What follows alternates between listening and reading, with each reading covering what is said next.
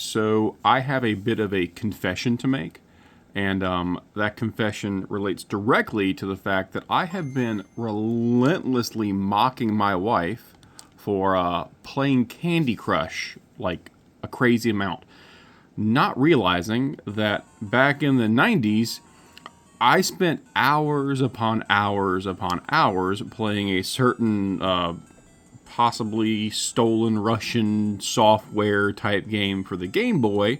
And yeah, so also known as Tetris. And I have to say, the mechanics functionally are different, but the theme overall is about the same. There's not really any functional difference between like just the general quality of what you're doing. You're matching up geometric shapes instead of candy shapes. So I feel like I might kind of owe her a little apology, but just a little one, not a big one.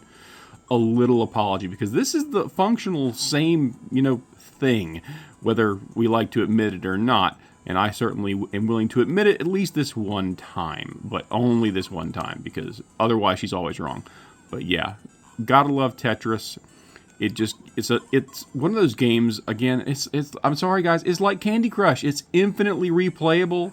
You can get really, really good at it, and then you can't really brag. But yeah, overall Tetris, just the history of it. They made an entire movie about the creation of the Tetris program and its implementation, and basically being packaged in with the Game Boy games. But holy cow, which allowed the Nintendo company to like protect their Mario IP, and so you had to then go buy the Mario game to play it. So very ingenious method of just getting things done and doing things by Nintendo. But I can still play Tetris on the Game Boy for hours on end, although I don't really have time anymore, so I can't do it as much as I'd like to.